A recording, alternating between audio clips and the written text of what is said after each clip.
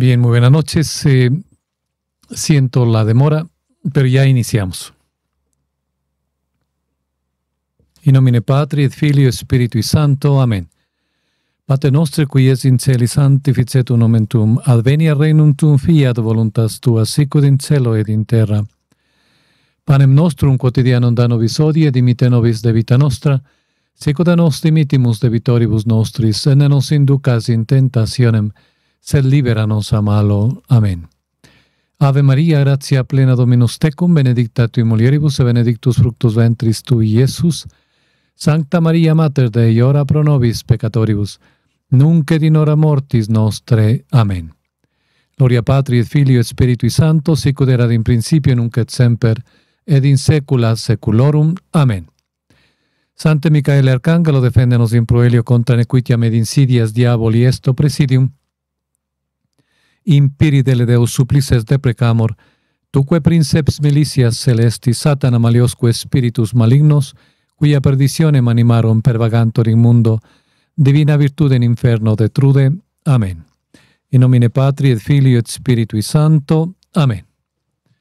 Bien, entonces vamos a iniciar. Solo déjenme ver cómo estamos con el streaming. Dice que excelente. La charla esta noche pretende ser una ayuda y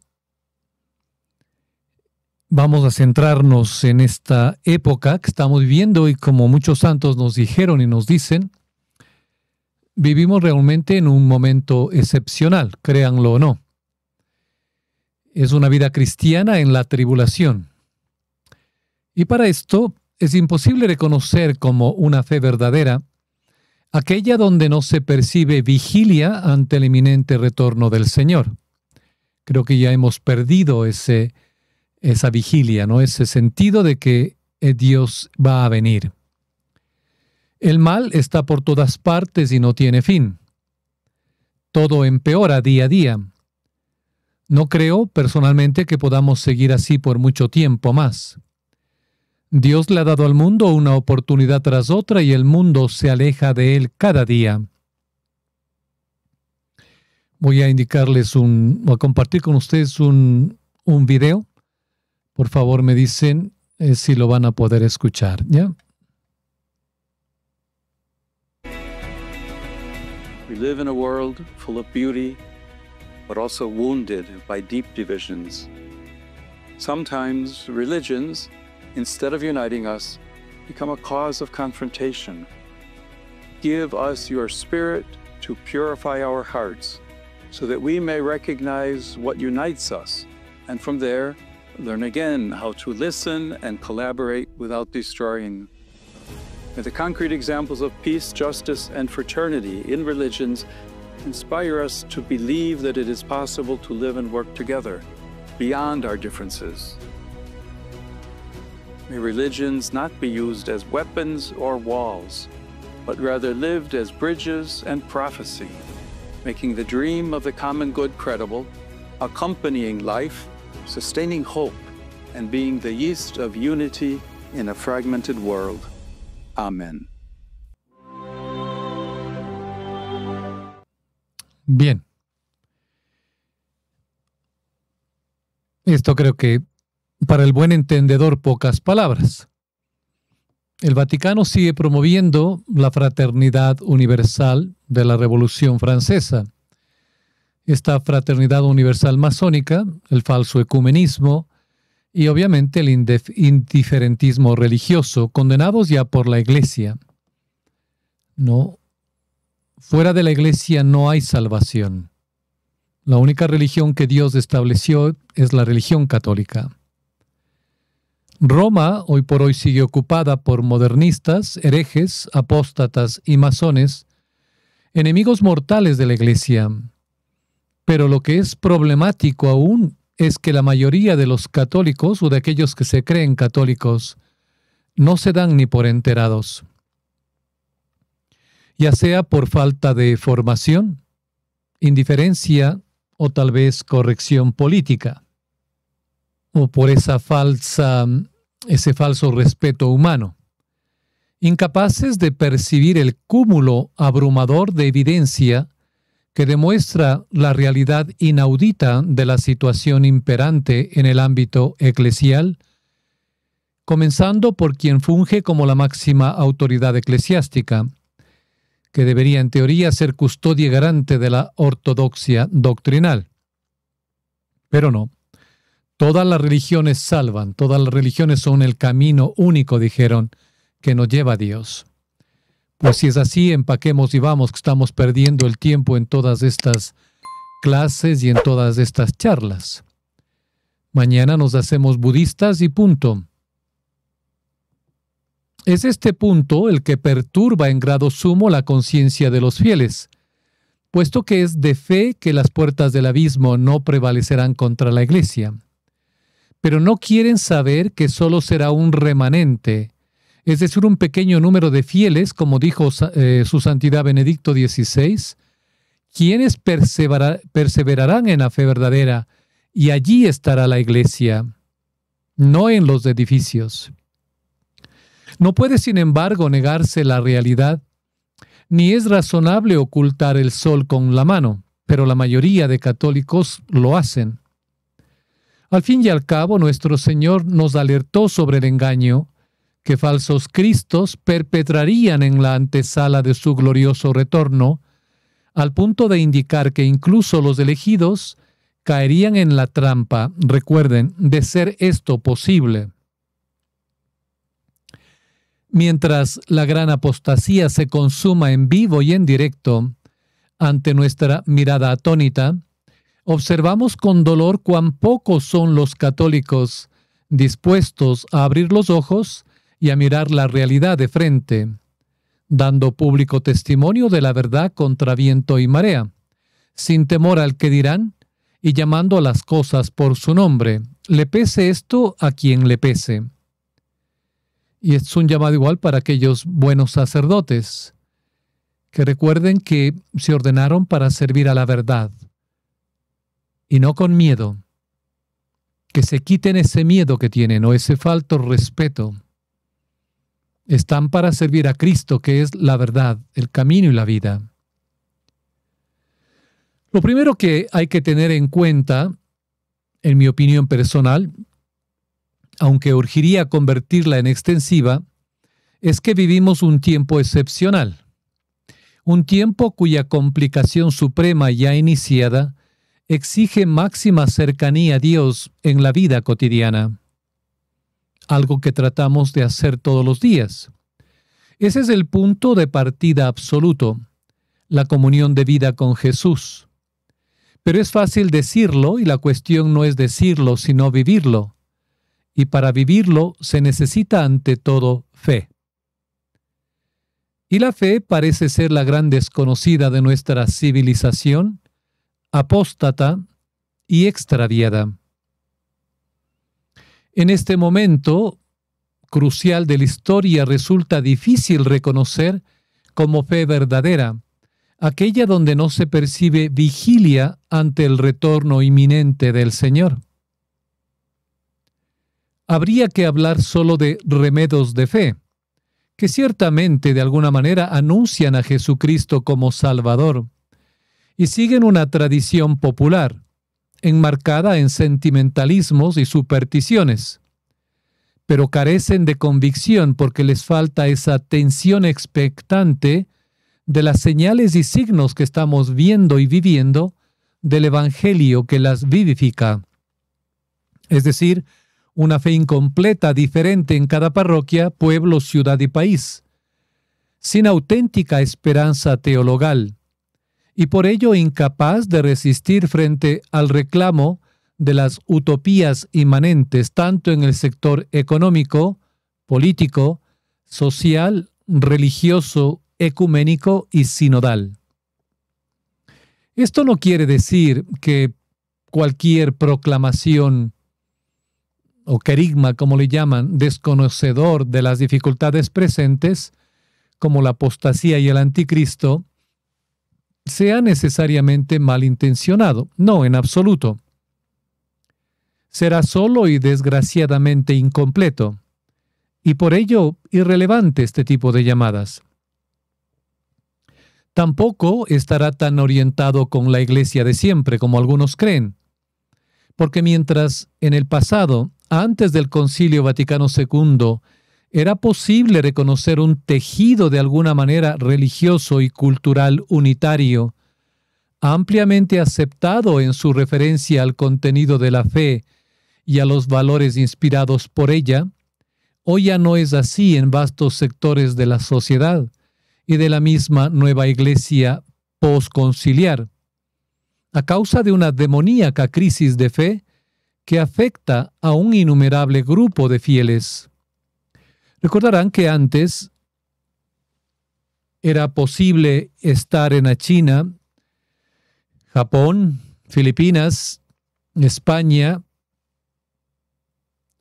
Paraguay, donde quiera.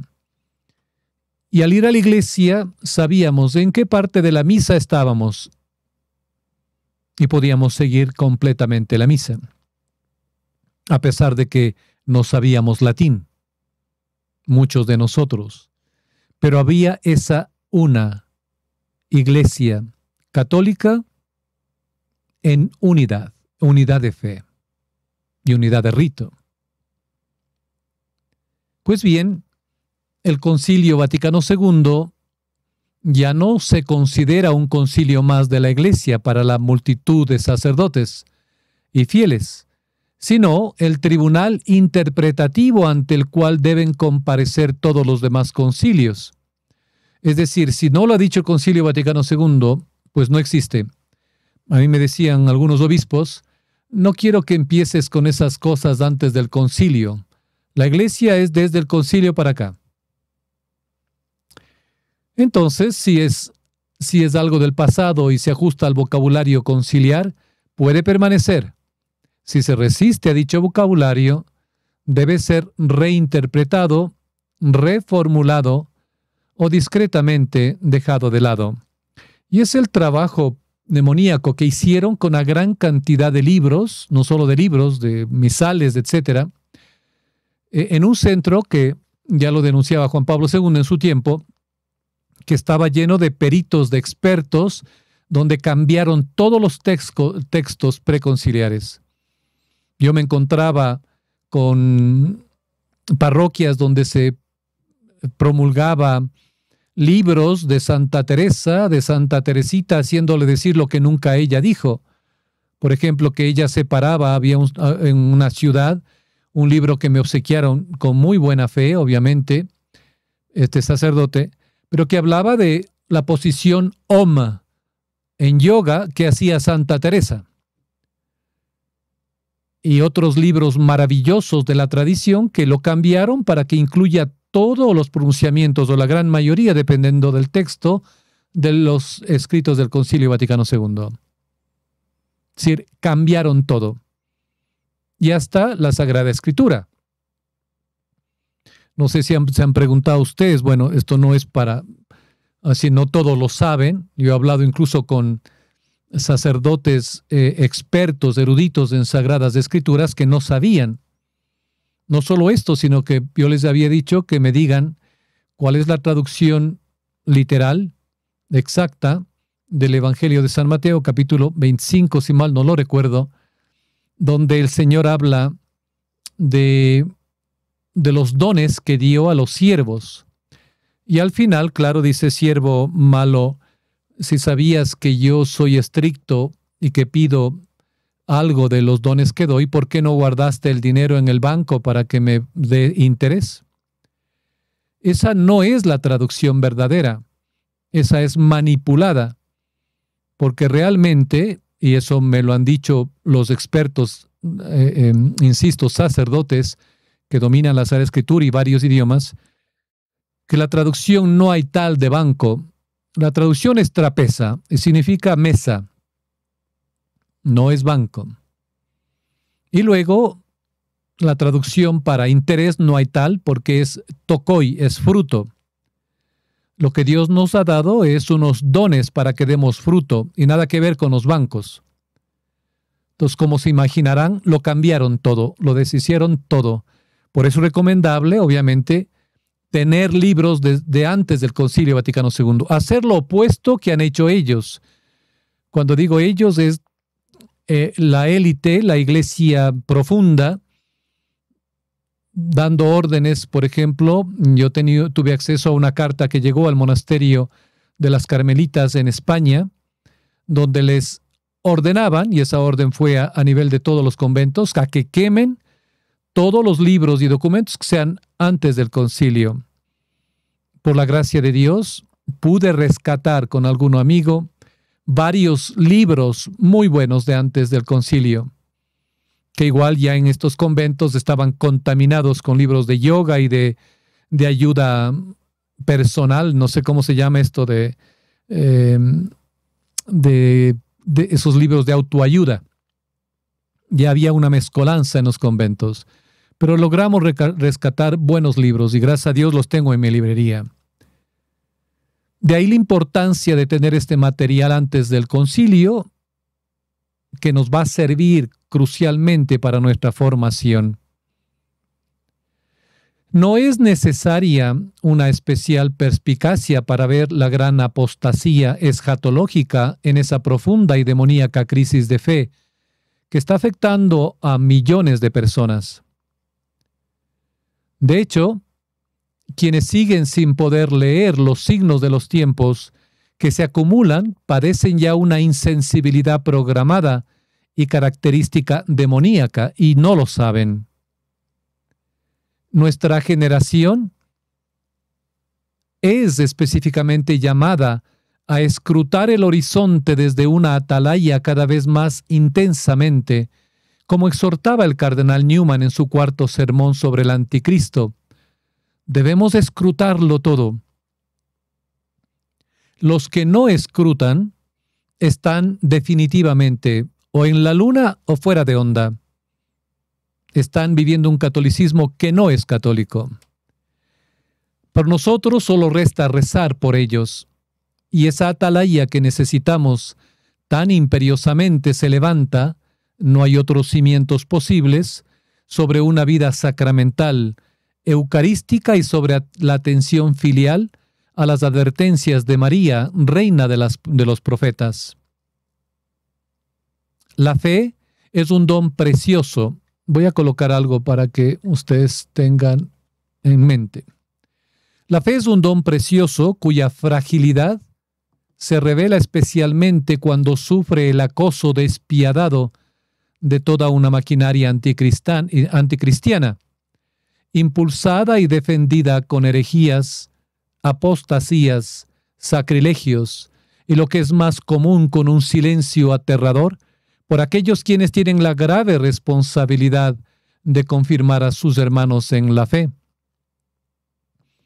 Para este año yo les he incluido una pequeña diapositiva de prioridades ante tantas cosas que tenemos ya como señales de estos tiempos.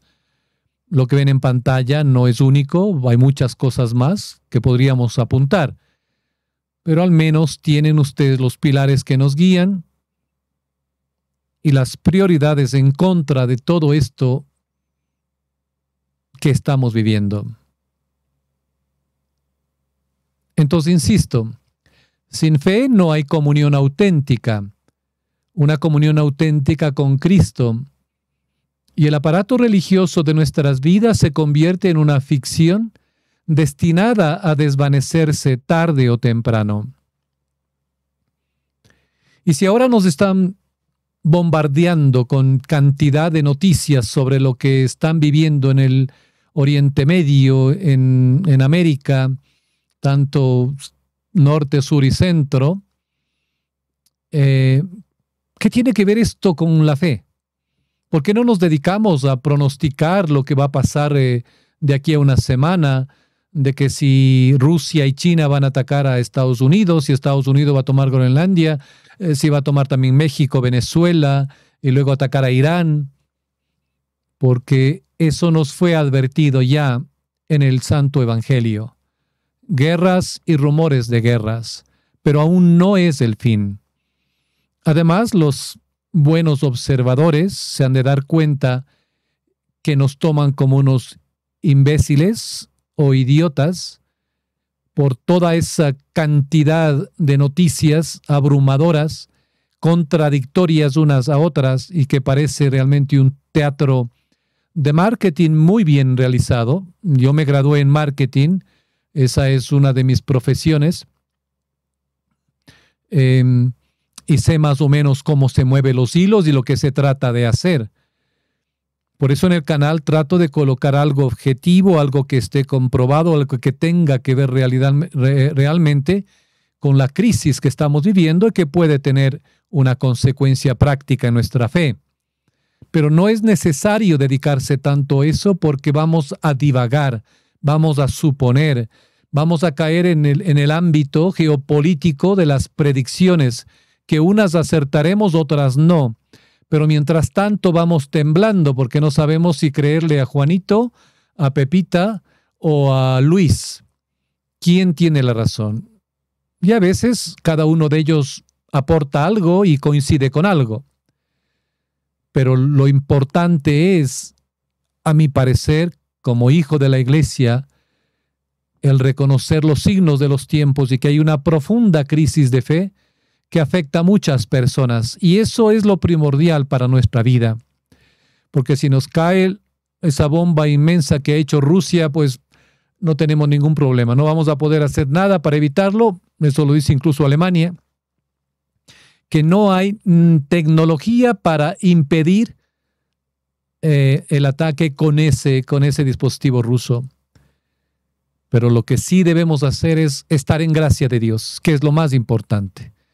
Y como dice el Salmo 90, caerán 1000 a tu derecha, 100,000 a tu izquierda, a ti no te pasará nada, porque te has acogido al auxilio del Señor.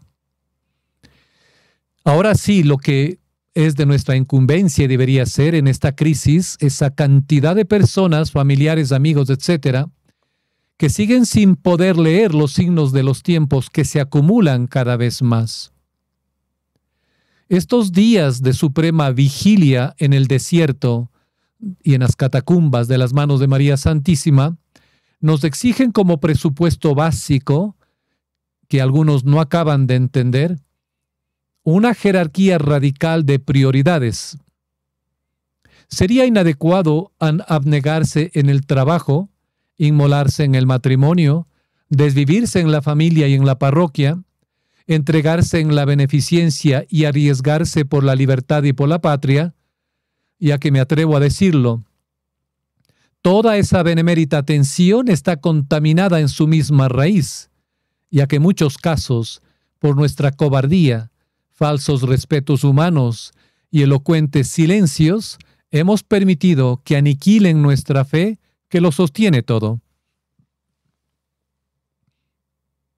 Y no lo dudemos.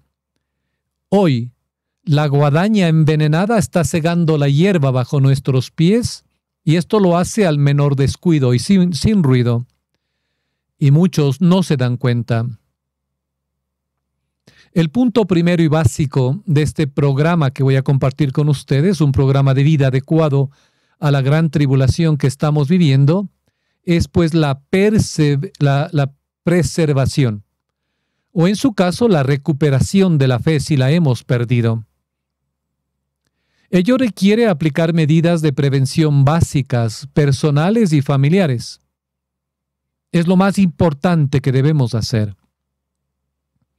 La importancia del estado de gracia y de la confesión tan frecuente como les sea posible, el carácter básico de la vida eucarística perseverante y continua, los sacramentales, la preservación de los sentidos externos, por ejemplo, apagar sería mejor que desconectar por completo la televisión, la centralidad cotidiana e insustituible de la oración personal y familiar, no lo olviden, ya que, por ejemplo, en lugar de reunirse ante la pantalla de televisión, deberían hacerlo ante la cruz o ante una imagen de la Santísima Virgen María.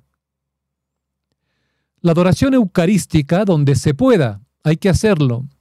La asistencia espiritual mediante una dirección adecuada, pero ojo, ya no sirve cualquier sacerdote. Y la selección cuidadosa de las influencias religiosas externas, directas e indirectas, como el video que les acabé de pasar, a través de la conjugación permanente de todos estos factores. Esto es lo que les acabo de enunciar y es lo ideal. Y es un pero con un profundo dolor, ya que muchos de nosotros no contamos con todo este tipo de auxilios cercanos, sino en muchos casos esporádicos. Pero estos son los tiempos actuales que nos ha tocado vivir. Y en medio de esta situación terrible, hay un consuelo que quiero compartir con ustedes. Son unas consolaciones que nos hacen en tiempos de persecución o de herejía un gran santo, el padre de Marís, que veía en su tiempo a los fieles amenazados de quedarse sin sacerdotes y sin sacramentos.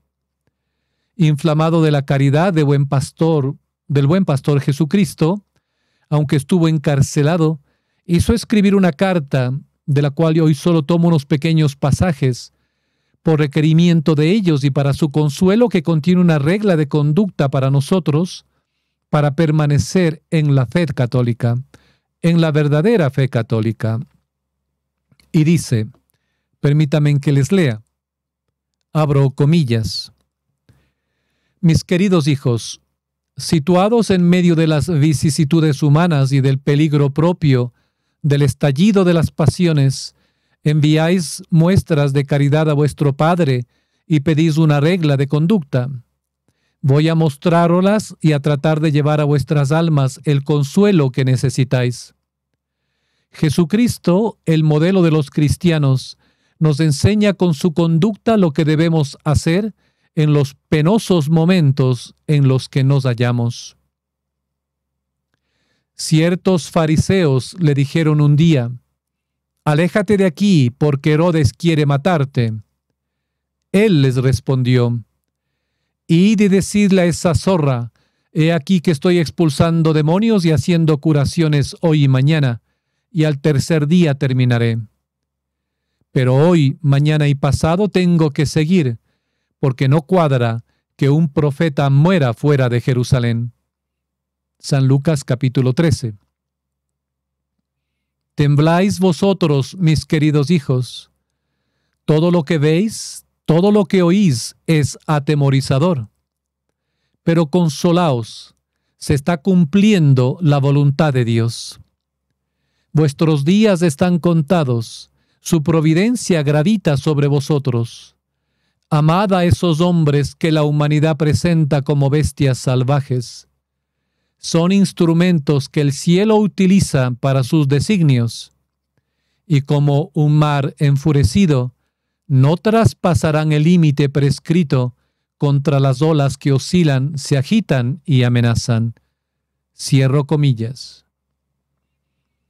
Tenemos un abanico de elementos sin el cual nuestra fe estará seriamente amenazada.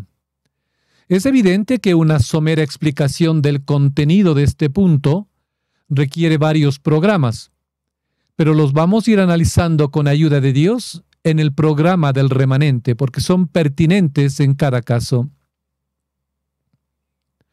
El segundo punto, que se apoya necesariamente en el primero, como ocurre con todos, es la esperanza. La esperanza cristiana no es otra cosa que la proyección de la fe en el horizonte práctico de las ideas y de los hechos que estamos viviendo. No es una vana esperanza. La esperanza cristiana, por desgracia, quedó bastante desarticulada por una dialéctica perversa que encerró el horizonte de la Iglesia en dos vías muertas que son contradictorias. Tener a Jesús como el Papá Noel que perdona todo, que no hay pecado que no perdone, obviamente siempre y cuando nos arrepintamos y cambiemos de vida, y no que nos favorezcan y que nos bendigan para seguir en el pecado. La reducción inmanente materialista y horizontalista de la liberación operada por Jesucristo o el sobrenaturalismo desentendido de la vocación de justicia, en la tierra como en el cielo, y por ello convertido en abuso de la gracia. Y ese es el abuso que han hecho hoy por hoy de una misericordia falsa, donde todo es permitido, donde Dios no castiga. Dios permite todo. Dios te quiere como eres. Dios te hizo así. Así nos han dicho desde el Vaticano, y lo siguen diciendo. No es necesario convertir a nadie. Además, repito, todas las religiones salvan, así que tranquilos, aquí no pasa nada.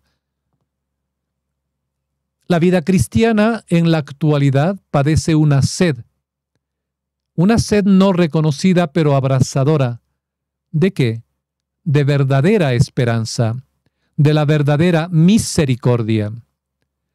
Esperanza fundada en los capítulos escatológicos del Evangelio, en la comprensión global de la enseñanza profética, tanto del Antiguo y sobre todo del Nuevo Testamento, y del sentido históricamente concreto de la restauración de todas las cosas en Cristo. En resumen, esperanza, a nuestro entender, muy cercana en una próxima revisión del derrotero humano por obra de Jesucristo. Pronto lo veremos en el aviso. Una esperanza sólida, no sentimentalista, que cada uno de nosotros tiene que forjarse, desoyendo los cantos de sirena, envolventes y seductores del control anímico y psicológico demoníaco, y ahora hegemónico, con frecuencia combinados con el estado de dormición espiritual en el que viven un amplio sector eclesiástico. Debemos tener un rechazo íntimo radical de la sinodalidad, del ecumenismo sin Cristo y su Santa Madre, corredentora y medianera de todas las gracias, de la nueva misa, entre comillas, y de su nueva iglesia. Estos espejismos y de sus medios difusores, que solo puede lograrse accediendo a las fuentes más actuales de la verdad, asimilándola y adquiriendo práctica para no sucumbir al supremo engaño que ya es inminente. Tal esperanza ciertamente complica nuestras actividades cotidianas, porque alimenta un estado permanente de expectativa, y esta bien canalizada será fructuosa, pero no una expectativa que nos lleve al temor y al temblor. Esta expectativa nos convierte en profetas en nuestro propio terreno y, por lo tanto, en incómodos blancos del sarcasmo y de la defección. Hay que hacerse a la posibilidad de ser considerados bichos raros, de quedar aislados y calumniados en medio de un ambiente enrarecido por el mal. Fanáticos, todo epíteto que no se nos ponga. Debemos resistir a un veneno que emana del Vaticano y sus secuaces, asimilado casi hoy por hoy universalmente. Y ayer veía yo un programa del padre Altman que le hicieron una entrevista en LifeSci News. Y él dio un ejemplo, pero me pareció sencillo y directo. ¿Cuál es el problema de lo que estamos viviendo? Y él decía con un ejemplo, miren, de todo eso que nos están diciendo desde el Vaticano, de todo lo que estamos viviendo, herejías, apostasías, sacrilegios, y seguimos yendo a la misma parroquia donde ofenden a Dios, etcétera, etcétera. Decía, mi madre, cuando éramos niños, nos avisó de que no topemos el veneno de rata, el veneno para rata o ratas. Y yo me preguntaba el por qué. Ya cuando crecí, él dice, me puse a leer la etiqueta de este veneno y claro, el 99% eran productos que no eran dañinos, pero el 1% era arsénico, era el veneno. He ahí el problema, y él relacionaba con lo que estamos viviendo. Que la gente cree que no pasa nada, sigue con las mismas cosas, siendo parte de apostasías, de herejías, yendo a la misma situación de siempre, porque creen que no les va a pasar nada. Pero no saben que espiritualmente ese 1% está roendo o carcomiendo el alma. Por eso es importante que tengamos una verdadera esperanza, ya que sin esa verdadera esperanza, abrazada contra viento y marea a Jesucristo, a su verdadera iglesia, a su tradición y sagradas escrituras y a su Santa Madre, nuestro día a día carecerá de realismo y en el fondo de resortes para la perseverancia. La dinámica de la esperanza auténtica está ahora ligada íntimamente con la cercanía filial a María, con la apertura profunda y sincera al Sagrado Corazón de Jesús y con una recepción renovada, supremamente efectiva del Espíritu Santo. Pero aquí no es la renovación carismática, por favor. Pero ello es tan inmenso y al mismo tiempo tan delicado que iniciamos el programa del remanente para poder, con la gracia de Dios, irlo profundizando, guiados por los eventos que llaman a nuestra puerta y requieren una respuesta en la fe. Porque si no sería pura demagogia, pura noticia o pura creencia falsa. En el tercer punto, y con esto terminamos, trataremos de explicar las aplicaciones concretas de la caridad según la realidad presente. El secreto de la caridad parece de nuevo radicar en una exigente jerarquía de prioridades. Dios, patria, familia, trabajo, englobando múltiples aspectos de nuestra vida y, ojo, todos ellos complicados hoy, y que debemos actuar con cautela y vigilancia, ya que muy pronto perderemos no solo nuestras libertades, sino que no podremos comprar ni vender. Estaremos revueltos e incluso, en algunos casos, y esto hay que decirle con mucho pesar, enfrentados. ¿Y a qué se debe todo esto? Al hecho de que vivimos la etapa de mayor confusión existencial de la historia humana, pero ya profetizada, y padecemos una densidad de enemigos invisibles y algunos visibles por metro cuadrado jamás igualada en la historia de la Iglesia. Por eso recordarán también que he manifestado lo que decía John Henry Newman, que él preveía un tiempo, él veía, él profetizaba, y le daba una tremenda pena ver al católico de ese tiempo en un fuego cruzado, decía, con los ataques tanto desde dentro como afuera de la iglesia. No podemos extrañarnos de reacciones extrañas o hirientes de aquellos a quienes queremos, porque nadie es totalmente inmune a la siembra de confusión y altercados y debemos estar preparados, porque nuestra batalla no es contra ellos, es, como dice San Pablo, contra los espíritus esparcidos en los aires. Afortunadamente, las ayudas espirituales pueden ser para quienes las desean verdaderamente importantes si les hacen espacio, y pueden ser así igualmente poderosas, pero ojo, hay que abrirles espacio. Con nuestras oraciones, meditaciones, sacrificios y súplicas de asistencia, pero sobre todo con el alineamiento de nuestra voluntad con la divina voluntad. La única receta válida para corresponder al amor es vivir en la voluntad de Dios. Debemos renunciar a nosotros mismos y seguir el humilde plan divino en cada una de estas vertientes concretas. Debemos dar muerte a lo propio, despreciar lo propio, recelar lo propio, para resucitar en el amor de Dios. Amor este que nunca ha sido originariamente nuestro y que es el alimento necesario hoy tan escaso de la unidad en todo aspecto de nuestra vida, tanto personal como comunitaria.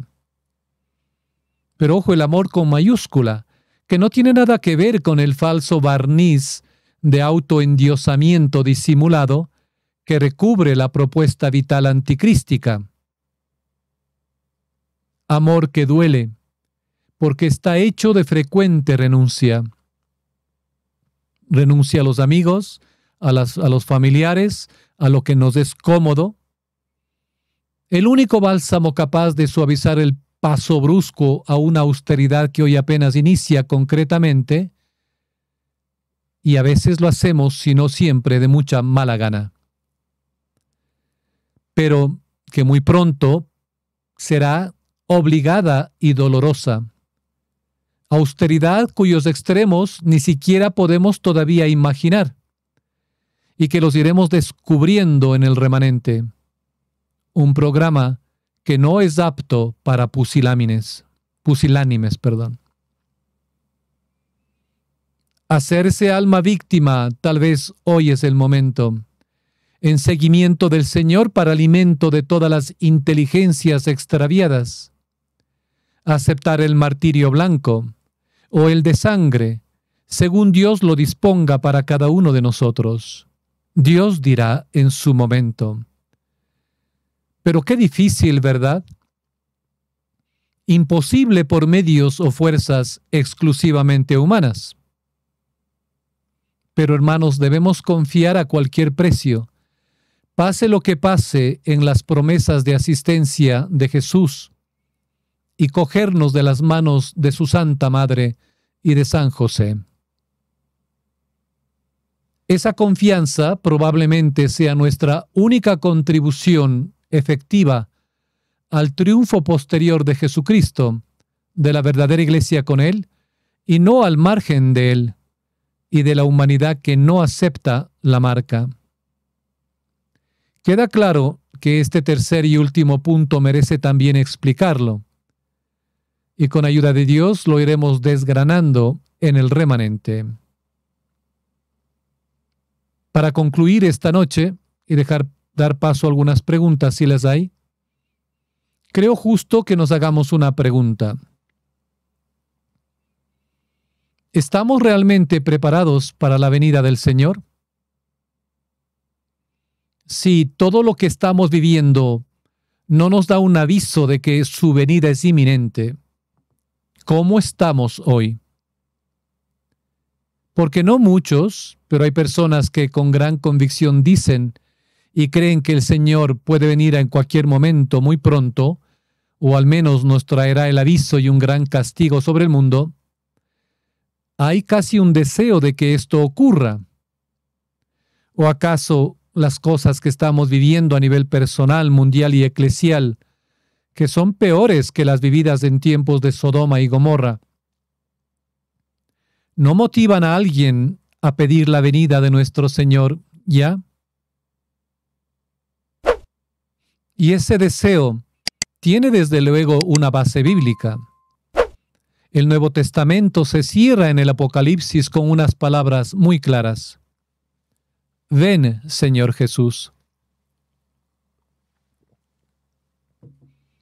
Y la misma Sagrada Liturgia en la misa de siempre incluye, en la oración que sigue al Padre Nuestro, una oración que nos motiva. Te rogamos, dice Señor, que nos libres de los males pasados, presentes y futuros, y que por la intercesión de la bienaventurada y gloriosa siempre Virgen María, Madre de Dios, de los santos apóstoles Pedro y Pablo, y todos los santos, nos des propicio la paz en nuestros días, para que, ayudados con el auxilio de tu misericordia, estemos siempre libres de pecados y seguros de toda perturbación. Esta oración fue cambiada en la nueva misa, ¿no? Totalmente diferente. Hay pues un deseo apropiado de la segunda venida del Señor. Sin embargo, tampoco debemos olvidar el contexto de ese deseo. El contexto lo constituyen el arrepentimiento y la humildad. Lo constituye nuestra necesidad de ser purificados y apartados del pecado para estar preparados para ese día del Señor. Por eso la pregunta, ¿estoy preparado? Las palabras del Apocalipsis, pues suceden solo tras un período de intensa purificación para la Iglesia, con sufrimientos purgativos y persecuciones a los fieles. El deseo de esa venida pues tiene que estar enmarcado por una gran humildad, suplicando la gracia de la misericordia, no solo sobre nosotros, sino sobre el mundo entero, para que nosotros y el mundo estemos realmente preparados antes de que el Señor venga. ¿Estaríamos nosotros entre los escogidos si viniese Él ahora? El peligro que hay que evitar en nuestro deseo de la venida del Señor y de ser parte del remanente es una noción triunfalista de que Dios le dé al mundo el castigo que merece y a nosotros nos salva. No es así. Porque algunos, al pedir a Dios que aplaste a los malvados, no deberíamos presumir con demasiada facilidad que nosotros no estaremos entre los aplastados. Hermanos, Dios es santísimo, y en su segunda venida, o incluso en una venida sobre el mundo con el aviso o con el castigo, podría no incluirnos necesariamente a nosotros en el círculo íntimo del remanente, de esos bendecidos remanentes, sea cual sea el elevado concepto que tengamos nosotros de nosotros mismos. Hay que estar con cuidado e insistido en los programas que hemos emitido ya van 2 sobre el remanente. No nos creamos que somos parte. Esta batalla es diaria. Roguemos a Dios que Él nos dé la gracia de ser parte. Y si es su voluntad, que nos haga saber que somos parte. Eso lo pedía el gran santo San Luis, rey de Francia. Señor, que sepa que vivo en tu voluntad. Insisto, Dios es santísimo y hay muchas razones para no desear estar presentes en el grande y terrible día del Señor. Para esto recordemos la advertencia del profeta Amós en el capítulo 5. Ay de los que ansían el día de Yahvé. Ay de los que no están preparados.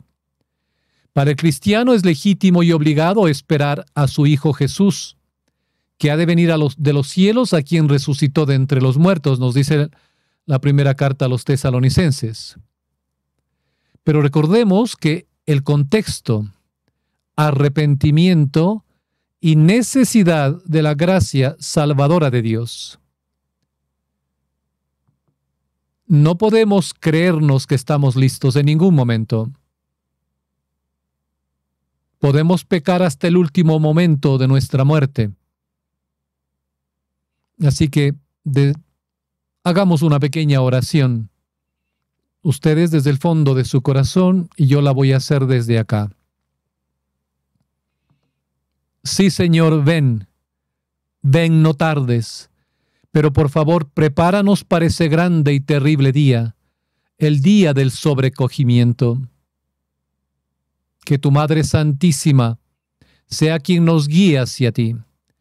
Que ella nos dé la gracia para asemejarnos a ella y así asemejarnos a ti. Que San José, el terror de los demonios, nos proteja ahora y nos conceda la gracia de una santa muerte. Que así sea. Es un deseo nuestro. Dios lo puede dar. ¿Qué podré alegar en mi debilidad? ¿Quién intercederá por mí? Líbranos, Señor, del orgullo que nos hace olvidar que necesitamos tu misericordia todos los días, como la necesitan nuestros enemigos y quienes te rechazan. No te olvides de ellos, que nadie se pierda, Señor. Bien, esta ha sido la reflexión de esta noche sobre estos tiempos fabulosos que nos ha tocado vivir. No sé si hay preguntas. Voy a mirar, permítame. Sí, muchas gracias. Me dicen, gracias por sus programas, pero el Salmo es el 91. Ya depende de la Biblia que use. En la Vulgata Latina, la numeración correspondería al 90.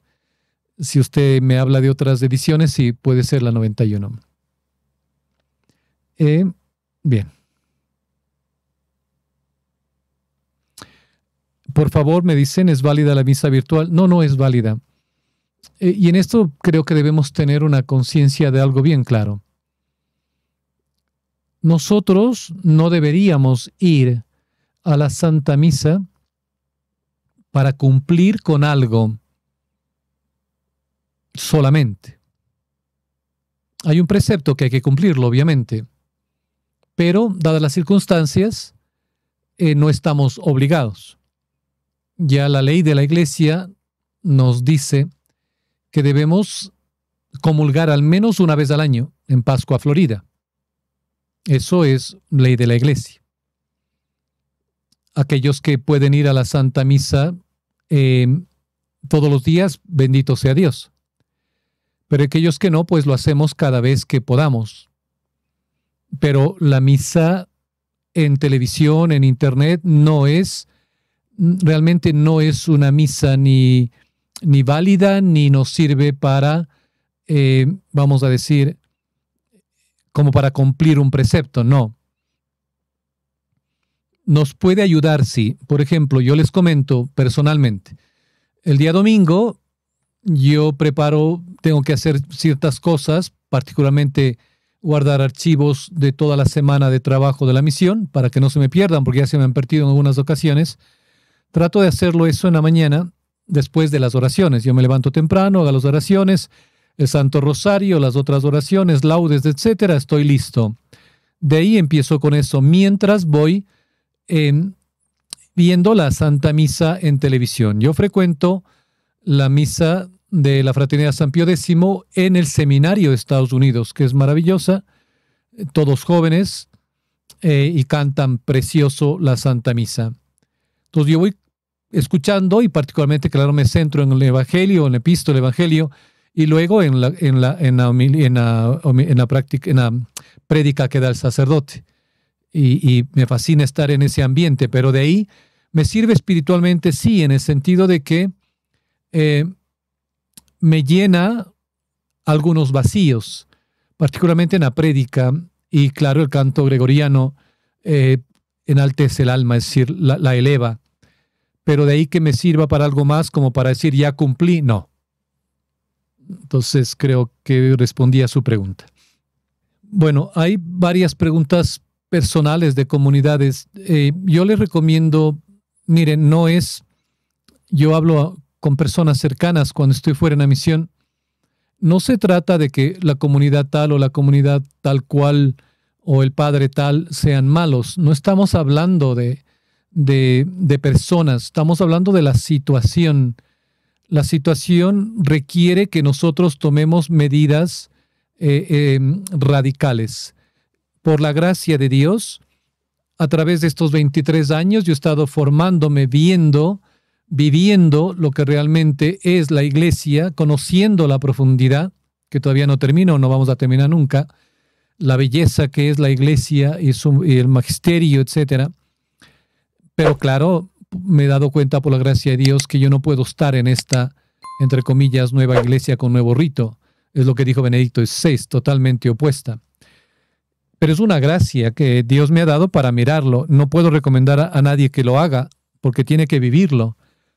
Ni siquiera en la Fraternidad San Pío X ellos recomiendan a nadie que salgan de donde están, porque es una situación personal. Es decir, ustedes tienen que comprender, y es lo que trato de hacer con los programas, que ustedes tengan argumentación, que lo mediten y con la gracia de Dios puedan ver lo que estamos viviendo y tomen una decisión de acorde.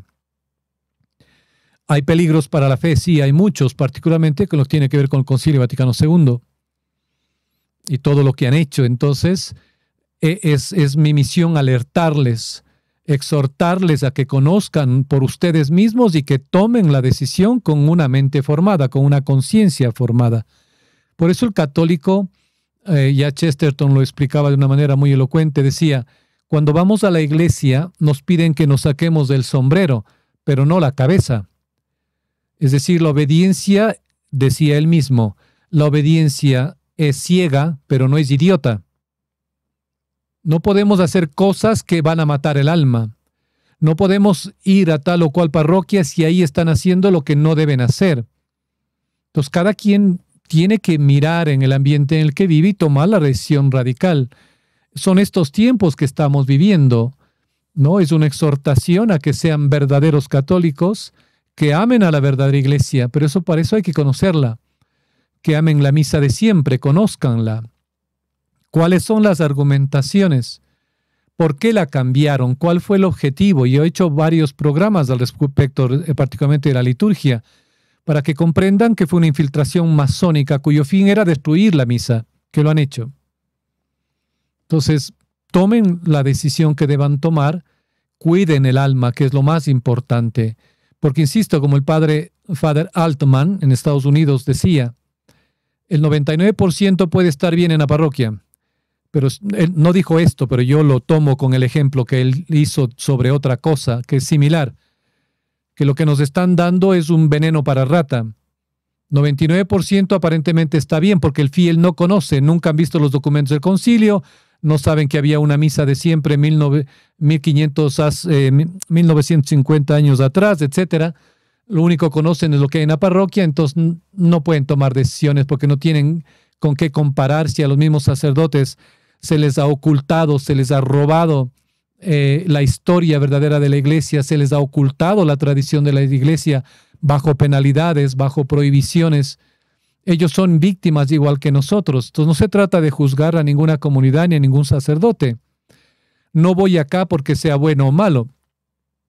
Obviamente si es malo, pues prefiero no ir, pero recuerden que incluso en esos casos el sacerdote, siempre y cuando cumpla las 4, lo que dice la iglesia, pues él puede consagrar. Entonces, el tema es obviamente más extenso. Yo tengo programas en el canal, búsquenlo sobre la liturgia, pero ese fue el objetivo, destruir a la misa, destruir la iglesia y destruir las almas. Bien. Ya, insisto con esto, ninguna misa proyectada en un televisor ni nada es válida. Para esto les recomiendo que vean algún programa de los que yo hice sobre la validez de la liturgia. La gente tiene confundido el término válido. A ver, ¿el aborto es válido? No, es legal. No es válido. Cuando se habla de validez, tenemos que saber si es que cumple con lo que la iglesia, en este caso, ha prescrito. La iglesia nunca en la historia, ni en los nuevos catecismos, incluso ni en las nuevas vamos a decir, directrices, se ha atrevido a decir que la misa en televisión es válida. No es válida, insisto, puede ayudarles a crecer espiritualmente, a crecer incluso dentro de su fe, pero ¿válida para qué? No es válida. La comunión espiritual sí es válida. Recuerden que en la vida de los santos, si ustedes han leído, Santa Teresa habla de cómo ellos hacían, bueno, no solo ella, unos santos, la comunión espiritual, incluso cada hora. Pero para esto debemos estar en gracia de Dios. Por eso el peligro en la Novus Ordo, que se escucha en la mayoría de parroquias que he ido yo de habla hispana en varios países, cuando si no es el sacerdote, desafortunadamente, o es un laico que siempre están metidos ahí, mujeres u hombres, el momento de la comunión dicen, ahora hermanos, los que no han podido acercarse a la Eucaristía, hagamos la comunión espiritual. Y hacen una oración que no sé dónde se inventaron. No es posible, incluso en esos casos, hacer la comunión espiritual. ¿Por qué? Porque si una persona está en pecado mortal y va a la misa, a esta misa Novus Ordo, y le invitan a que haga esta comunión espiritual, esta persona va a creer que no hay problema, ¿ves? Si te dije, podemos comulgar. Están comiendo y bebiendo su propia condenación. El problema es el sentimentalismo, no que a veces hay muchas personas que dicen, pero Dios ve la intención del corazón. ¿Cuál es la intención del corazón? Sería bueno que conozcan cuál es la intención de su corazón. ¿Por qué quieren comulgar? ¿Para cumplir con el precepto? ¿Porque ya es algo de costumbre? ¿Porque tienen miedo? ¿Porque realmente necesitan a Dios? Pero si leyeran el catecismo tradicional, el catecismo San Pío X, saben que podemos hacer esta comunión espiritual siempre y cuando se den ciertos requisitos. Estar en gracia de Dios y hacerlo incluso desde la casa donde estén. Pueden hacerlo cada hora. Los santos lo hacían. Dios no nos ha dejado abandonados, pero no metamos en esto a lo virtual. No hay sacramento en lo virtual.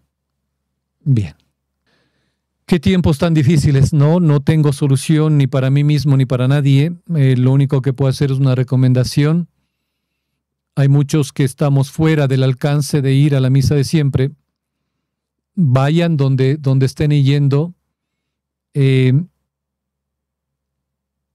el sentido de que no sean partícipes de hechos por los cuales ustedes tendrán que responder. Sacrilegios, herejías. Pero esto es muy delicado para mí decirlo porque yo no aconsejo que lo hagan. Miren su corazón. El tiempo que estamos viviendo es terriblemente difícil. Ya se viene esto de lo de la famosa iglesia sinodal. Al estar ustedes en comunión con lo que están haciendo, están participando de esos graves pecados.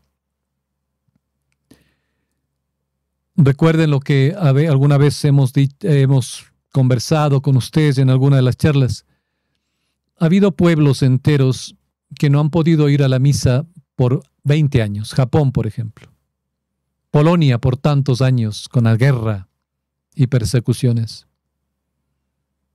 Y los fieles han sido más católicos que cualquier católico. Debemos salir de ese sentimentalismo en el que me voy a morir si no voy a misa. Porque es sentimentalismo.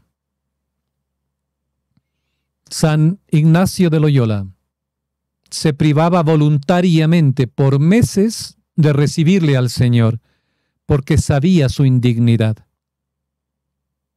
Hoy por hoy, como hemos perdido el santo temor de Dios, nos atrevemos a recibirle al Señor a diario y siguiendo los mismos pecados de siempre. ¡Qué audacia y qué peligro! Cada quien mire su situación. Yo no recomiendo nada. Yo estoy tratando igual que ustedes de vivir una vida coherente con lo que creo, con la fe católica de siempre. Y sé que no podría asistir a ese rito nuevo. No lo tengo, pues bendito sea Dios. Dios nunca me ha abandonado. Pasarán meses, pero siempre nos da la gracia de recibir a un sacerdote de algún país que viene a celebrar la misa. Bendito sea Dios. Esto nos hace madurar en la fe. Y si necesitamos urgente un sacerdote, no teman, busquen lo que Dios les dará. Insisto, no hablo de sacerdotes buenos y malos. Vayan, busquen un buen sacerdote, confiésense. Y si él entiende lo que está pasando, sabrá aconsejarles bien. Pero el peligro está en que, claro, la mayoría fueron diseñados bajo las normas del concilio. Y muchos de ellos no comprenden el tiempo que estamos viviendo. Bien. Santifiquen el domingo, recen el Santo Rosario, lean las lecturas de ese día o escúchenlas, vivan una vida familiar de oración, ¿no? Sean felices en todo lo que hagan, den honra y gloria a Dios, y tranquilos, que Dios tiene todo esto bajo control. Fe, esperanza y caridad, lo que hemos visto esta noche, pero tienen que ser auténticas, sin miedos y leales a Cristo. Bueno, que el Señor les bendiga, pues ya está Y hasta la próxima oportunidad, si Dios así lo quiere. Y con los que siguen el programa El Remanente, pues hasta el día viernes, si así Dios lo permite. Una muy buena noche.